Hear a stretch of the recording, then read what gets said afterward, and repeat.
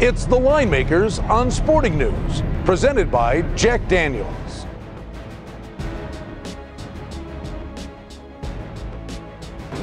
Thanksgiving Day football, folks. Let's get after it. Detroit hosting another one.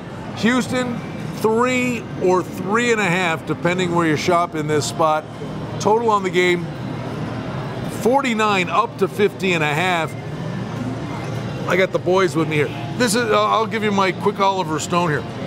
For a lot of years, Detroit was a bad football team. But I think the teams that come in and play the Thanksgiving Day game are fired up to be on a national spotlight on Thanksgiving Day. Lions like, it's another Thursday game. And you got the numbers to back it up. I wish I did have the numbers. I'm waiting for Kenny to do some research on that, but he won't do it. He's too busy handicapping college basketball. Well, just give him the straight up number. Straight up number? They've lost 8 in a row. Hello. Oliver Stone? Were you born before Oliver Stone? Probably.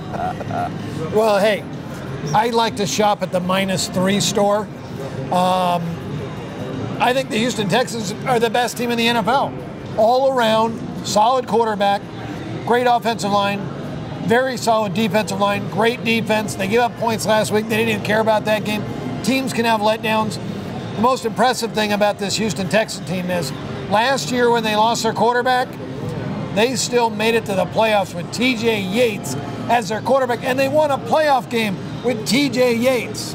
What I'm looking at, I ain't looking at T.J. Yates. What I'm looking at with Tennessee, with the Texans, is not necessarily this game here. I definitely a slight lean -3. Next week they play at Tennessee.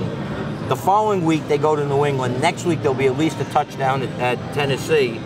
And I'm looking at the Titans next week, and that's sometimes what you do. This is not a reaction to the Jacksonville game. I agree with you. You know, you throw for 500 yards, you're losing games more often than winning. Don't go nuts because Schaub threw for 500 yards. But you've got a great running back in Foster. If the Lions have a brain in their head, they've got a running game now, but they don't use it. And Stafford was throwing it to the green and yellow shirts last week.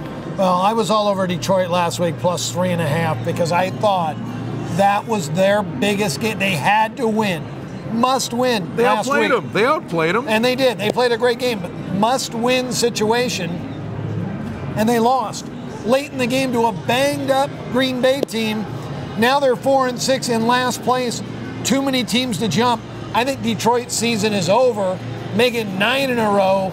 Losses at home on Thursday on Thanksgiving Day. You know, they were up 20-14, 4 minutes to go. Rodgers didn't have a very good game, but he performed well in the fourth quarter.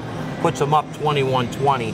And what the real killer for the sports books here in Vegas was that field goal with 19 seconds to go to kill the sharp guys like this that took the points at home like they should. But, you know, that's the way it goes. Fast track indoors. Sure, out of conference, no familiarity, not much intensity. It sure seems like an over game to me. Looking at 6-3-1 to the over for the Lions. They are capable. Stafford, if he can come out and have a good game, if the receivers can catch some balls, they will score some points on the Texans. But I think the Texans are going to be a little bit too much for them. I think that you're right about the over. Detroit, I just really have a feeling that they're a professional team. They're going to come out and play, but they're not going to have the same heart as they had on Sunday trying to beat Green Bay.